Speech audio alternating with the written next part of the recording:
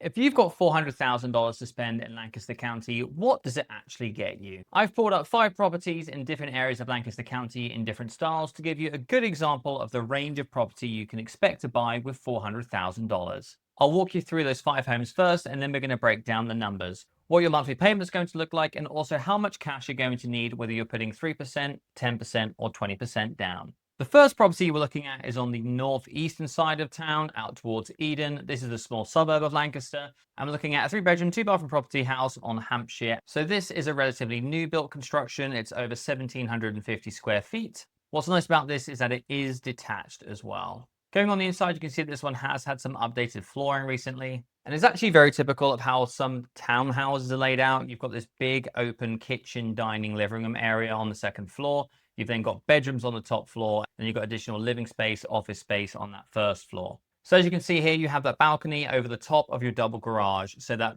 first floor is predominantly just going to be kind of entrance hall, maybe a little bit of storage. You go upstairs to that main living area, and then you've got all your bedrooms on the top floor. There isn't actually any real garden space for you, but you do have that little bit of a deck, which is a nice added plus. There is an HOA on this one of $140 a month, and that's going to take care of things like your snow removal and then also kind of common area maintenance. Taxes on this property aren't crazy at around $4,300. They're not super cheap, but they're also not expensive. So you're kind of right around that sweet spot for this price of property. If you're looking for some downtown living, maybe something that has a little bit more character, then we can go down onto East New Street. So 214 East New Street is on the market for $380,000.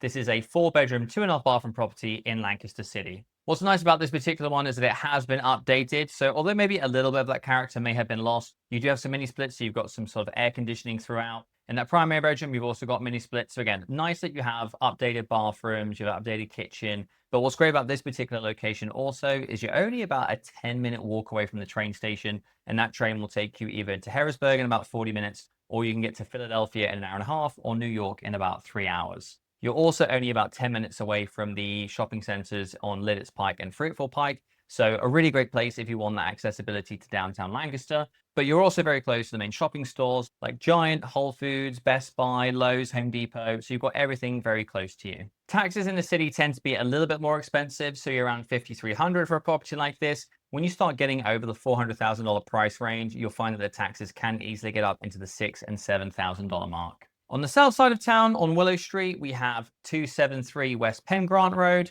This is near that kind of Lampeter and Strasburg area on the south side of town. So you're about 15 minutes drive away from the center of Lancaster, where it's easy to go and park, but you are going to get a bit more space than you were in those last 2 areas. This brick rancher has around 1,900 square feet. It's 4-bedroom, 2 full bathrooms. You've got those original hardwood floors, which seem to be in decent condition from the photos at least, and a little bit more charm and character. It kind of always gives me like the feeling of an old school English cottage. Downstairs, you do have a part finished, part unfinished basement. So you've got this additional living space, gym space that seems they've got it set up for here. There is some natural light as well from the window wells, and it also has central air. So this could be a great option if you're looking for something that has a little bit more land, has that single floor living, but you're still only 15 minutes away from town and at a great price point of $380,000. Now, I will say homes like this don't stay on the market very long. It's been on the market for 4 days. It's got about 2,700 views. My expectation would be that this may actually go a little bit above market value, partly because of the area, but brick ranches are incredibly desirable, especially at this price point. Taxes are also lower on this one, so taxes around $3,400. So that would be saving you about $125 a month on your payment versus that city house. Going about 25 minutes away from Lancaster out towards Harrisburg, we have a place called Mount Joy. There are a couple of new development communities here. Some are charter homes where you can get a 3-bedroom, 2.5-bathroom property for $385,000. They're about 2,000 square feet. What I like about charter homes is they tend to be pretty generous in what they'll offer you by agent commission as well. So I think it's either 2.5 or 3, depending on the community. They also have a 2-bedroom, 2.5-bathroom property, which is around 356 starting point. By the time you've added some upgrades, you're probably back up to around 375, maybe 400. You'll have a double garage on the back of the property as well. And you're only 25 minutes away from downtown Lancaster and 15 minutes away from those major shops. And finally, if you're looking for a little bit more space, head out towards Ephrata, which is again on that northeast, a bit further out than we were in Eden. However, you're going to be able to get a property like this. So similar ranch style to the one that we had down on Willow Street. 400,000, 4-bedroom, 2-bathroom, 3,000 square feet. That would be included in the basement. Again, you get a little bit more land here. The one neighbor is a little bit close to you though. So built in 1950, another brick rancher, you're on 0.4 of an acre. You've got some really great character throughout the home. Again, the hardwood finished floors. It's got that kind of more cozy cottage feel. A cute little skylight there. Now, these brick ranches tend to be relatively low maintenance, especially if they've been looked after for the last 50 or 60 years. Some of them will need some updating to do, but they tend to have pretty good bones. If you see this one though, on the top floor, it looks like two of those bedrooms have got very low ceilings. So something to consider is that even though it says 3,100 square feet, if you're particularly tall, this may not be a perfect property for you because you're not going to be able to use two of those rooms to the max. The good thing about Ephrata is you are going to get a bit more for your money. It's a little less desirable, I would say, or at least competitive than you would find in like Lancaster City or the Mountville, Lidditz, Mannheim area. So it could be a good opportunity to be Lancaster adjacent without having to go crazy amounts over the asking price. So how much does all of this cost? And they're going to be pretty similar to this. So I'm just going to start off by doing the 10% down option. Interest rates are going to depend on your credit score and what the market's doing, but let's use around 6.25 right now over 30 years. And let's say you've got very good credit. So property taxes are going to be between that $4,000 and $6,000 number. I've put in taxes being $4,800. Homeowners insurance is going to run you somewhere between like 80 on the lower end, maybe 150 on the more expensive end, and the type of coverage. If you're putting less than 20% down, you are going to have some PMI. And again, depending on credit, this can massively affect your payment. If you have a much lower credit score, you could find that it adds hundreds of dollars onto your payment. But if your credit score is above 740, you might find that it's minimal, especially if you're putting that 10% down. So let's add $120 a month for mortgage insurance. We've got us for the home insurance, $400 a month for property taxes, and then we're borrowing 90% or about $360,000. So all in all, your monthly payment is going to be around $2,850-ish.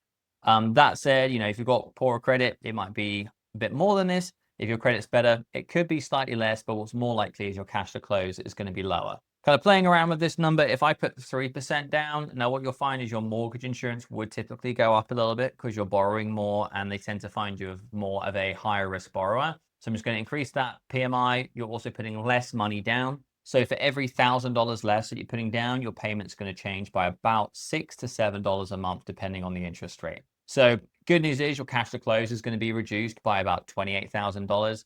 However, your payment is going to jump from that sort of $2,800 number to about $3,050. Now let's go and look at the most amount of money down, or the 20% down option. So you're going to need probably near about $100,000 to close, but we'll go through that in a moment. Your payment is going to be, we're going to remove that mortgage insurance because again, you are putting 20% down, so you don't need it anymore. So your payment is going to be about $2,470 a month. Let's round it up to $2,500 for easy math. So as you can see, your range between putting 3% down and 20% down, your payment is going to be somewhere between maybe $2,400 on the lower end up to about $3,000 or $3,100 on the higher end. So let's break down those numbers. So I'm looking at 214 East New Street. Even though it didn't cap out at that $400,000 limit, we're about $380,000. The taxes are a little bit higher, so I think this is a good mid-range house to use. Interest rate of 6.25%, 20% down. And then I've also tried to include a few of those additional fees. You will have mortgage origination fees in most cases. In Pennsylvania, we also split transfer tax 1% and 1%. So it's 2% total, 1% buyer, 1% seller. I added some discount points. Again, just so you just don't know what interest rates are doing. So adding like a little bit of extra money in, if you did want to reduce your interest rate by paying some additional money up front, you can. Appraisal fee. I also added some buyer agent commission because not all sellers are offering, depending on how much your agent is charging. For example, we charge 3%. If someone's only offering 2.5%, you may have to make up some buyer agent commission on top of that. I've included a homeowner's insurance quote as well, your overall cash to close, and then also your monthly payment again. You'll have title insurance, and then you also have to prepay taxes for your escrow accounts. That's your account that holds all of your mortgage, so your principal, interest, insurance, and then your taxes. And then finally, depending on what time of year you are closing, you will also have to pay the seller back for taxes that they've already paid for that year. So if you're closing on a home in like early July, early August, it can be quite expensive because they've just paid the school taxes and they tend to be the most expensive ones. So out of that all together, we've got $380,000 purchase price. We've got the closing costs, lender escrows, prepaid taxes. All of that together gives you an acquisition cost of around $400,000. And your estimated cash needed to purchase is going to be $96,000, of which about $77,000, $75,000 is going to be your deposit. And the rest of it's going to be paying those taxes and then lender fees and closing costs. Your monthly payment should be pretty close to what I said. It was going to be right around that $2,400 number. Now, if we change that to 10%, your cash to close is going to go down. We are going to have that mortgage insurance. Let me just change that to make it a little bit lower. Still got transfer taxes, all those additional fees. And again, you can negotiate these fees. You can negotiate your agent commission. You can also try and get yourself some seller help or a credit from the seller to go towards your closing costs as well. But if you're putting 10% down, a good ballpark number for a property like this is going to be around about 60,000. That could be plus or minus a couple of $1,000s depending on taxes, time of month, all that good stuff. Your monthly payment is going to be higher. You're going to be going up to around about $2,750. So that's a $350 a month more payment than putting the 20% down, but you are going to keep around 45,000 more in your back pocket. And then finally, we have the 3% down option. So higher mortgage insurance. Again, you're borrowing more money, so your payment is going to be more, but your cash to close is going to be less. So for this one, cash to close is around 32,000. Again, if you could get a seller credit of 2 or 3%, you could probably get that as low as about 20,000, maybe a smidge lower, again, depending on those taxes. Estimated monthly payment with the taxes, insurance, principal, and interest is going to be about $3,000 a month. So it is a big swing between 2,400 and then all the way up to 3,000. However, it just depends. If you've got an extra $60,000 to put down and you want that lower payment, maybe you go and do the 20%. Things to think about is keeping enough money in reserves, especially on the older properties. You want to keep some more back. Can you get seller help? Can you get seller credit to help reduce those closing costs as well? Ultimately, it all comes down to your risk tolerance and how much cash you have on hand. So that's what you can get for your budget for $400,000 in Lancaster County. If you're looking at seeing what you could potentially buy or you want to stretch that budget a bit more, here's what you can get for $500,000. And if you're thinking about, how competitive it is in Lancaster, am I going to have to go above asking price? Then check out this video, which talks about how competitive it is and how to win a home in today's market.